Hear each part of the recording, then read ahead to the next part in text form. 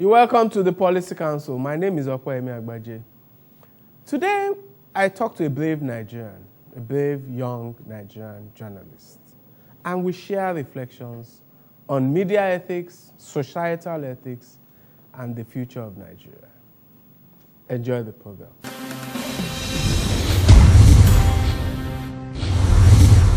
You're welcome back to the Policy Council. Today, again, we're talking about the media and media ethics and societal ethics as well. My guest is a young journalist who I declared on Facebook my hero for his exposure of, well, what he deemed to be wrongful practices in the Pastor Joshua synagogue collapse affair. A journalist who, as it were, blew the whistle on the society and his colleagues. Nicholas Ibekwe, you're welcome to the Policy Council. Thank you very much. Okay, so let me suspend the reason why I've invited you and talk about your career. You worked in Next newspapers, which we all thought was a great newspaper, had great standards, looked very international, very nice, had rich content, but it frittered away. Why did that happen in your view? I was a reporter at Next, but I may not have information about the business. Because I knew for sure that we handled the editorial part perfectly well. It was there for everybody to see. But there must have been some shortcomings with the business part angle of Next. I'm not a business person, so I don't know the details. But the other thing I also know is that because of the kind of reporting we did critical reporting. Reporting that have not been seen in this country for a long while. And people was like, we were the one who broke the news about Yaradua being brain dead. As the time we said it, people went out and attacked us because we did it, and there was a BBC interview of Yaradua talking then, and we gathered together and we stuck by our story because our sources then were impeccable. Yeah, and as it all turned out, we saw that we had the right story. So Next, for me as a reporter who was just starting out, Next was a perfect place for me to work. I had my freedom. I had some of the best editors in the world. It was a working environment that was not like the average Nigerian work environment where you go and say, yes, sir, yes, ma. I could walk into Dele or Lojide's office and make a complaint straight and make a demand, and he would give me audience and all that. So it was a nice place for everybody who worked at Next. Would tell you it was one of the best places to have worked. So it was a good place. Because of the critical reporting we did, we felt that because in Nigeria everything comes down to government patronage. So we felt that government must have taken some of the business people to deprive us of advert and patronage also for us to run the paper. So at the point, it wasn't just viable to keep spending money because the money that was coming in wasn't enough. Yeah, didn't match. Expense. Yeah. That's what now, happened. let me take a related point. You've worked in Next, and then you've moved to Premium Times, where you work, which is online. So you've experienced the print media and the online media. What are your reflections? Where's the future? Well, of course, the future is online. There is no doubt about that. In Nigeria right now, it may seem like we are yet to make that transition because people want to see adverts in hard copy. Nigerians want to see it live. We don't have that sense of seeing it visually and all that. We want to see it live. So I want a copy of it. Yeah, I want a copy of it so that we can show it. We can show it to our friends and all that. Someone say, "Let me see that material." Let me try and bring it out from the website. It's somehow being the kind of person we are, the kind of people we are in Nigeria. But we can see that there is a shift already. As a time when Next started, we had one of the most vibrant websites. Website. So there's a shift actually. Premium Times is also getting, if not, I don't think there are 2 or 3 more news platform, news organization that's getting as much heat as Premium Times does now. And because of the kind of reporting we do at Premium Times, actually, and the good thing about Premium Times was that most of the people that are in Premium Times were formerly at Next. So we moved over with that tradition. You know, so I think, yeah, the future is online, definitely. But the thing about Nigerian website is that we are also yet to also match what the trend is internationally. We should come up with a lot of digital feature. We don't see a lot of infographics in Nigerian on Nigerian websites. We don't see us try to be creative with some of the things we do. If you go to the New York Times, you saw the snowfall infographic that's wowed the whole world. I mean, maybe because of revenue, but I think we kind of innovative minds we have in Nigeria, we will get there. It's a gradual thing. Yeah. It may also have to do a little bit with bandwidth and all of those issues. So we'll get there. Okay, let's take a short time out. I'm talking to Nicholas Ibekwe. And when we'll come back, we'll talk with the episode that shot him into public limelight. We'll be right back.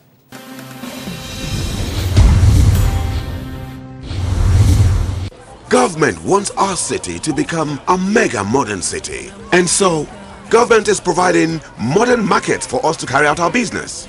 Now, this requires money. So, we need to pay our taxes to help government to help us. I pay my taxes. I hope you've paid yours. I pay. Pay your tax. It's your civic responsibility. It's your duty. It's the law.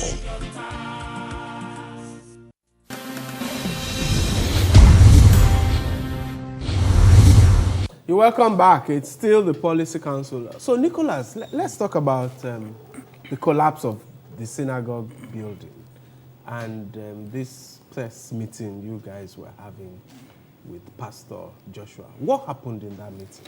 Okay, I mean, I had gone to the synagogue. I mean, the building collapsed on Friday, so I went there on Sunday.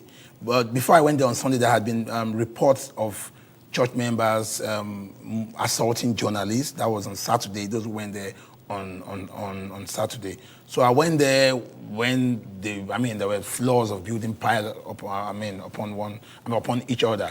And the first thing I did was when I got there was that I felt the hostility of the church members. They had barricaded the site of where the collapsed building is, so the walls, and they didn't want us to get access into it. And we found that they were standing in front of our recording devices, asking us not to record and all that. And we said, this is a matter of public interest. I mean, it's stopped being your church personal thing when once there are loss of lives. Yeah, as at that time, expatriates. Yeah, expatriates. Incident. Incident already. As at that time, there were only about 30-something confirmed dead. And so after a while, they gave us 20 minutes to go in and see for ourselves after we negotiated. I think it was the NEMA guy that helped us, that spoke to the church authority, and they gave us 20 minutes. So we went in, I did my recording.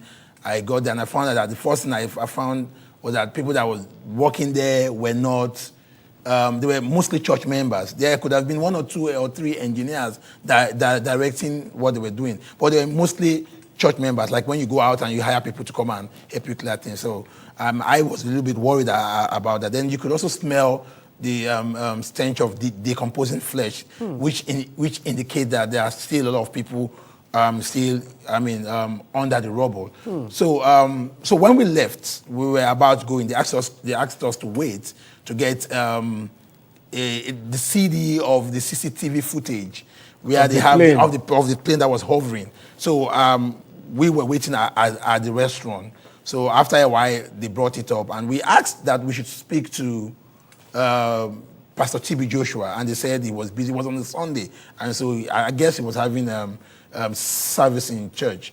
So after a while, he came out, and they were like, okay, he went to speak with us. So reporters brought out their recording devices, and immediately he said no, that he doesn't want to be recorded, that he doesn't want. And for me, I was trained as an investigative reporter. The moment people say, don't record me, it rings a bell. That is when I record, because it rings a bell. Especially in issues like this, not all issue. If I'm talking to a source who say, I don't want to go on that record, I understand that. This is loss of life. And because there had been stories the church had put out before that didn't add up, So I felt, he could, once he realized that we were not recording, he could say things that could actually help to open up the story, the story about the whole incident. So I had my phone, I was standing beside him, and I just decided not to switch off the recording device. So I kept recording. So he went on and spoke about how he wants us to put out the good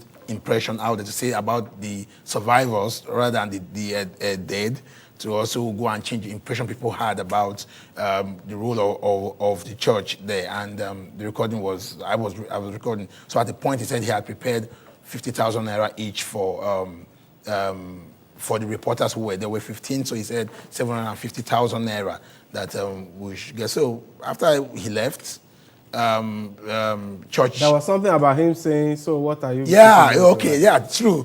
That part at the end, and he said, "So what are you going to write about?" For me, there's always a line. The moment he even said that, you cannot tell a reporter what to report, and it's very funny. It's only journalism. Everybody thinks they know what to do. When you go out, they tell you, this is what you should have written. You don't go into a theater and tell, a surgeon, this is what to cut, the nerve to cut, or one of the cut. But people do it with journalism. And because it's an open profession, everybody can come in and go out as they want. So I felt insulted the moment he said, go out and put the writing and not. You don't have to tell me that. Immediately he has crossed the line. He also offered money after that. There was a line too here, the ethical line I think he had crossed. So when he said, so what are you going to write? That was also an insinuation of saying, now that I've given you money and I was suggested, so are you going to dance to the tune that I suggested? And I was shocked to see journalists replying that, just like you said, you could hear that in the recording. For me, that was strange. I was like, okay, this is where I left. So when we left, they gave out the money. When they were giving to us, I said, I don't want. There was a particular female reporter there who actually said, Nicholas, since you don't have need for 50,000 naira, can you collect for me and let me have you? I said, no. If you need to collect more than what was allocated, talk to them yourself. Don't go through me. I don't collect more money. So if they can give it to you, fine, but not through me. So we left. So that was what actually happened there. And 6 days into, because the thing is this, people have asked me, why didn't I release the audio immediately it happened? Okay, the thing is this. Journalism in Nigeria, when you go out for press conferences, for media events, you see these things happen all the time. Journalists wait after press conferences and wait to collect envelope. They give them 5,000 naira. I've seen journalists fight over it. In one of the reports that I wrote, journalists were actually collected spaghetti, pasta, not to report, the story, which is... And that was the inquest into the Otedela fire, the fire at the Ojodu Bridge. Where almost 50 lives were lost in that inferno, and journalists collected pasta not to report the proceeding of the inquest. It's so this happened. So I was so the moment I left, so it has become the norm. The norm. So I didn't think much about it, to be honest. Yeah. But on the Saturday morning, the Saturday after that, Fashola had been at the Sunday that I was there. Fashola came there. Fashola there's the governor of Lagos. He didn't talk to journalists. He went into a private meeting with the prophet, and he left through the back door. The Sunday again, we saw President Jonathan shaking hands with him, and they have gone to console with. I said, what is all this? By then it has been estimated that over 100 lives had been lost already. I was like, what is all this?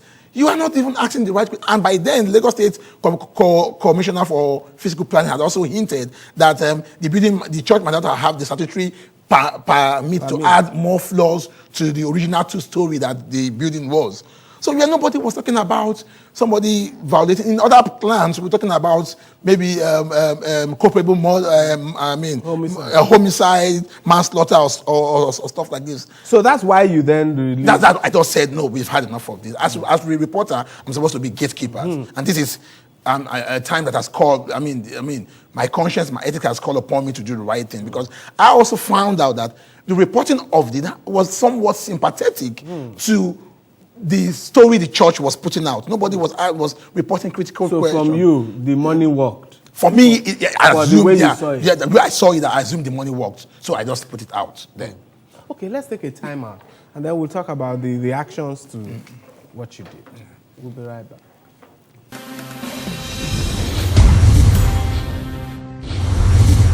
Who knows sabi better thing?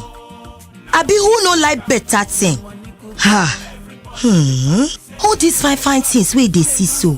Na money government dey take do am now. Abi, as in, it's like, I mean, excuse me, I dey pay my tax. I dey do wetin? I dey pay my tax. Say you don't pay your own tax. Have you pay your tax? I pay oh. Pay your tax. It's your civic responsibility. It's your duty. It's the law. You're welcome back to the Policy Council. So, Nicholas, I know that you've had a lot of backlash to your release of those tapes and the article you wrote explaining why you did it. And I read something in which somebody accused you of taking money from Ekiti. Okay, maybe this is the time for me to address that issue particularly. I've told people who have said, because I didn't want the issue to be about me. I wanted it to be about ethics of the journalism profession in Nigeria. I thought if there was a lot of back and forth between me and everybody who wrote something about me, then it's going to rob from distract from the issue and make it part. Now, let me explain the issue about Ekiti. First thing first, I wasn't in Ekiti for a reporting assignment. My organization, Premium Times, didn't send me to Ekiti. I got a call from a friend who introduced me to somebody who was organizing some kind of tour of things that Fayemi had done. I was in Lagos. So the guy's name is Sheung Fakwede or something. I called him and I said, Sheung, this assignment, my organization has not sent me there. And I'm not going there for anything. If you still want me to come, I don't expect me to use from my pocket and transport my all the way to Ekiti. It was on a weekend. It was a free weekend. He said, no, our provision has been made for your accommodation and feeding, and we also be, there's some money left to cover your transportation. So I said, okay, Sheung, I'm going. So I went to Ekiti. I did not write a single report. I mean, we are in the digital age. People can check Premium Times. I did not write a single report about the incident in Ekiti. I never reported it. In fact, I remember that I only tweeted like 2 or 3 tweets about at the time when Fayemi, the ex-governor, now came, and they were interviewing him, and he had an audience with us. Maybe 2 or 3 tweets. That was all that I did. So for me, it wasn't I wasn't on a media assignment. I was what I knew before I left Lagos to Ekiti, what I was going to be getting. I made sure that the guy told me what it was all about. And for me, because I wasn't going to report it, I had gone there as an individual. So I had no issue of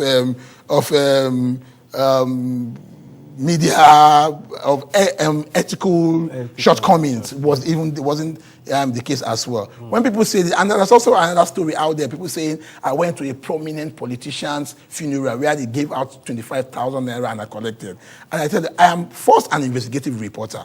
I attend minimal number of press conferences. I do my work on the underground. I have never, throughout my career, this is the 6th year I've been a journalist, I've never gone to a funeral of any politician in the past, not to talk about collecting money. People will also attest to me that I have turned down 200,000 naira on the table in the past. Several people, I'm sure people watch your program, people will call you and say, that guy was saying the right thing. I've turned down money several times. So I really don't have an issue with that. But because you asked, I just said I should make that happen.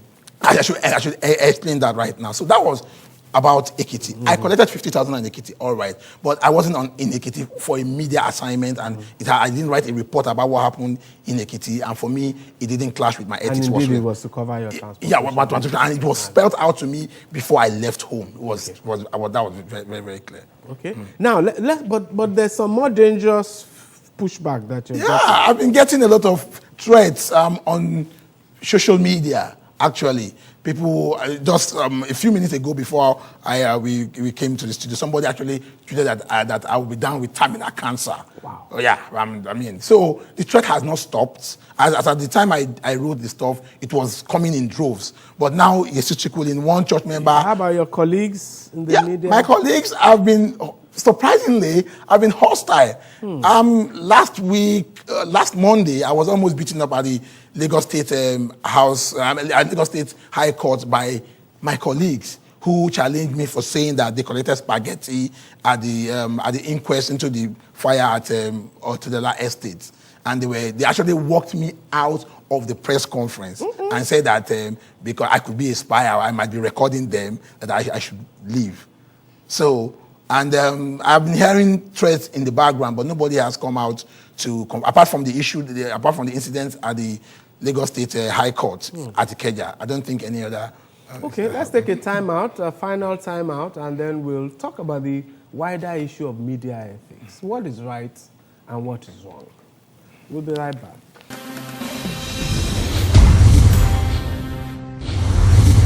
You're welcome back. It's my final segment with Nicholas Ibekwe, a journalist with Premium Times, used to work at Next Newspapers, a British Chevening scholar, got a master's degree in international journalism from the City University of UK, a first degree in English from Lagos State University, and controversial for Pastor Joshua and the collapse of the synagogue church. So let's talk about it, because what you tell me suggests to me that there's confusion about what is right and what is wrong in terms of media ethics. Absolutely, because something I also, from the argument that I have read, after I put out what I understand is people do not really understand what the ethics, and this is, for me, it's an indictment to editors and newspapers in the country, because at next newspaper journalism, it was spelled out. I mean, you cannot even rewrite an article you had written earlier before. I know, a lot of reporters that were shown the door because they self-plagiarized. You understand?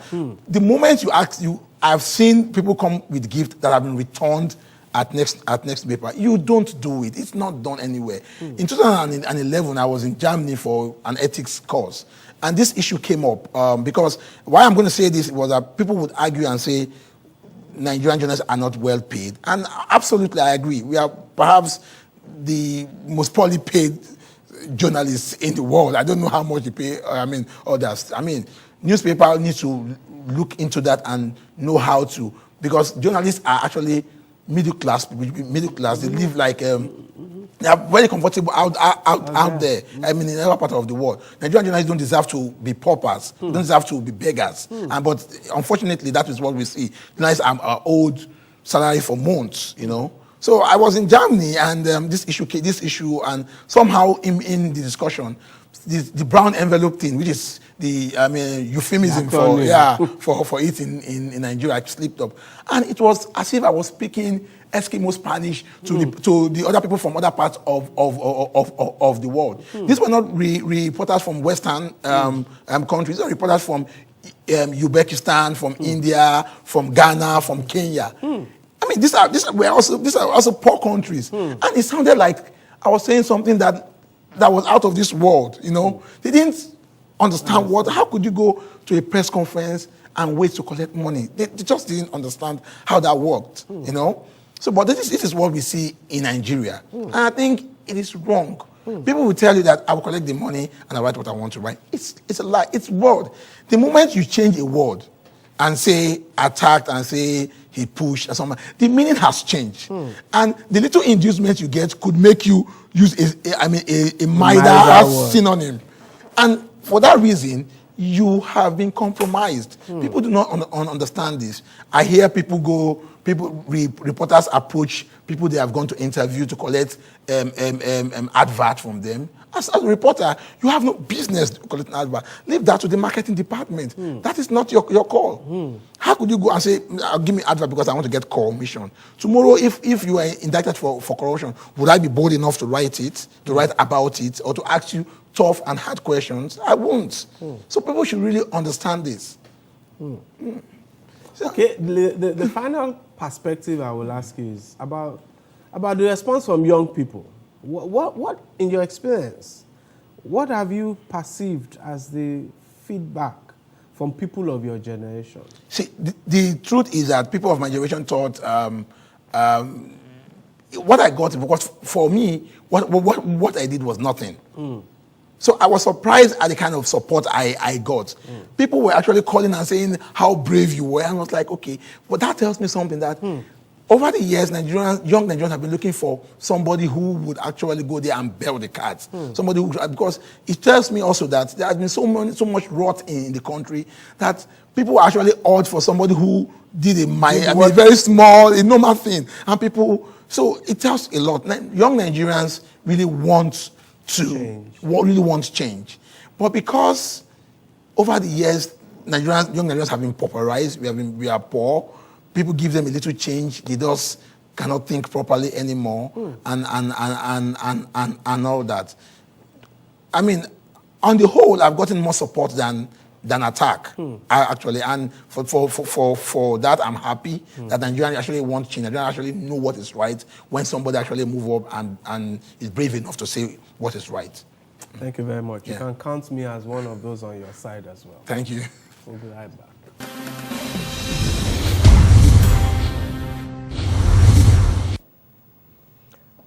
Nicholas Ibekwe's actions bring to light the fact that there's confusion in the minds of the media about what is right or what is wrong in terms of media ethics. It also offers hope that some young Nigerians still know the difference between good and bad and are willing to put themselves on the line for the right thing. Beyond that, the whole episode gives me hope that perhaps people of courage will still be found to do the right things at the right time, and that perhaps the country still has a hope with the generations to come. Thank you very much for watching. See you next time.